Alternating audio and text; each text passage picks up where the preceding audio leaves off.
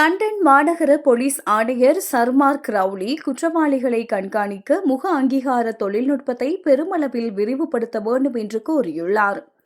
அரசின் புதிய நீதித்துறை சீர்திருத்தங்களால் குற்றவாளிகள் சிறையிலிருந்து முன்கூட்டியே விடுவிக்கப்படுவதால் சமூகத்தில் அவர்கள் நடமாட்டத்தை உன்னிப்பாக கவனிக்க வேண்டியது அவசியம் என்று அவர் தெரிவித்துள்ளார். லண்டனின் வெஸ்ட் எண்ட் போன்ற பரபரப்பான பகுதிகள், குற்றங்கள் அதிகம் நடக்கும் இடங்கள் மற்றும் கால்பந்து போட்டிகள் போன்ற பொது நிகழ்வுகளில் இந்த நவீன முக அங்கீகார கேமராக்களை பொருத்த காவல்துறை திட்டமிட்டுள்ளது. இந்த தொழில்நுட்பம் குற்றவாளிகளை விரைவாக அடையாளம் காணவும் தடுப்பு நடவடிக்கைகளை எடுக்கவும் பெரிதும் உதவும்.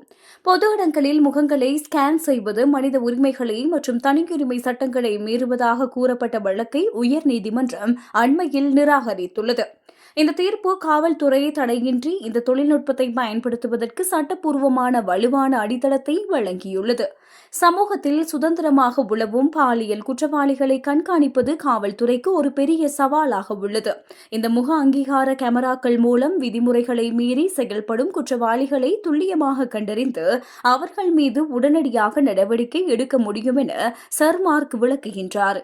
கிரைட்டன் நகரில் நடத்தப்பட்ட சோதனை முயற்சியில் இந்த தொழில்நுட்பத்தை பயன்படுத்தி ஒவ்வொரு 34 நிமிடங்களுக்கும் ஒரு குற்றவாளி வீதம் பிடிபட்டது குறிப்பிடத்தக்கது. குற்றவாளிகளின் முகம் பதிவாகும் போது காவல்துறைக்கு எச்சரிக்கை சிக்னல் வரும்.